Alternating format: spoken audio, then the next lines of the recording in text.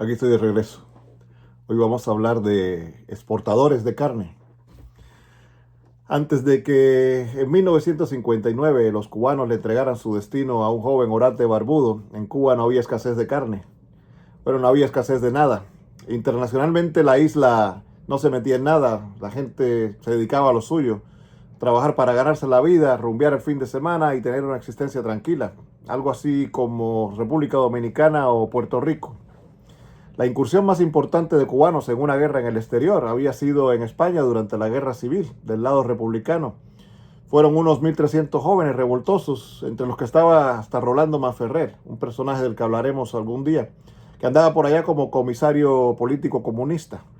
Eran cubanos invadiendo España con las armas en la mano. Ahora lo hacen con los pasaportes de la ley de nietos. Pero en la década de los 50, de los 1950, Cuba dejaba de ser un país relativamente pacífico para convertirse en uno revoltoso. Tenía al orate y su pandilla en las montañas, con muchos de sus seguidores en las ciudades, y muchos cubanos aburridos de la rutina de trabajar para ganarse la vida, de rumbear el fin de semana y de tener una existencia tranquila, querían un cambio. Y llegó el orate en 1959 y les dio un cambio, y vaya qué cambio. En poco más de 3 años ya tenían un racionamiento de alimentos y de productos de consumo. La mayoría trabajaba para el Estado, rumbeaban cada vez menos y no tenían una existencia tranquila. Hasta cohetes nucleares tenían. Bueno, no los cubanos, los soviéticos, que usaban su isla como base militar. Y guerras. Miren que al orate le gustaban las guerras. Desde el propio 1959 empezó a enviar cubanos, ahora eran sus cautivos, muy cautivados por su personalidad, a todos los rincones del mundo, a meter las narices y sus pechos en conflictos en los tiempos antes que él, solo se enteraban por los periódicos. Los mandó a Argelia, los mandó a Líbano, los mandó a Venezuela, Nicaragua, Mozambique, los mandó a Angola, Congo, a Yemen, Vietnam, un montón de países. Léanse mis posts sobre la serie El Cesarito del Caribe. Ahí cuento algunas de las aventuras bélicas del individuo.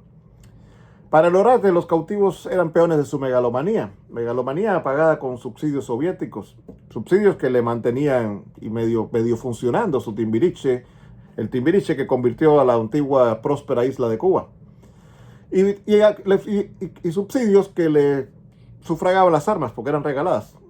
Los soviets ponían los fierros y el orate ponía la carne de sus cautivos.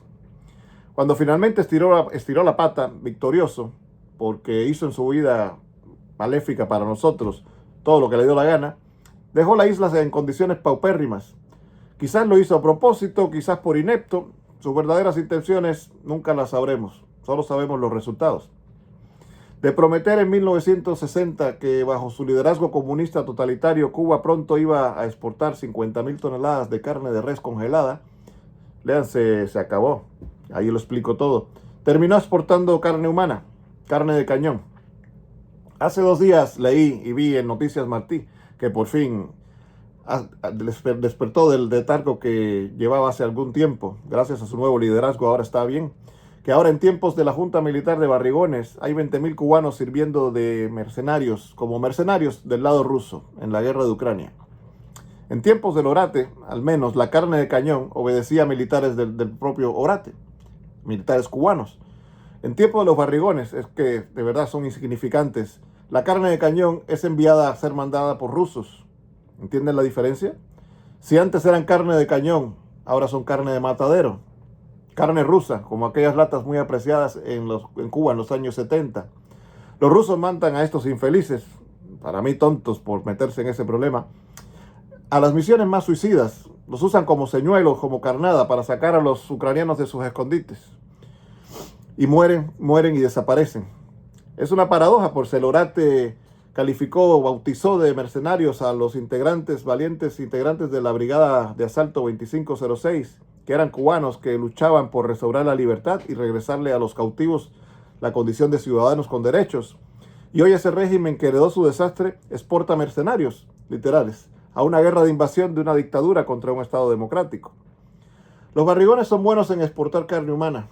Exportan mercenarios a Ucrania y quizás los van a hacer a Venezuela. Exportan brigadas de médicos y adoctrinadores, que es otra forma de ser mercenario. Exportan a cientos de miles de cautivos a cruzar fronteras y hacer vida en otros países para que empiecen a mandar dólares y euros a los secuestrados que siguen en la cautiva, en la isla. Hoy esa isla está oscura, hundiéndose en basura, derribándose en pedazos, vacía de jóvenes y llena de hambrientos. Antes de la llegada del Orate, en 1959, los cubanos se dedicaban a lo suyo: trabajar para ganarse la vida, rumbear el fin de semana y tener una existencia tranquila. Pero querían un cambio. Hoy los nietos de aquellos que querían un cambio son carne de cañón de un dictador extranjero al otro lado del mundo. Mueren por $2,000, que quizás tampoco les paguen. Durante la Guerra Civil Española, aquel millar de cubanos fueron a pelear en tierra extranjera, pero lo hicieron con voluntad propia, viajaron libremente. Casi 100 años después, decenas de miles de cautivos de la misma isla, ahora empobrecida, pelean como mercenarios en otra tierra mucho más lejana. Les digo, pobre Cuba. Ojalá un día hablemos de temas mejores. Nos vemos mañana.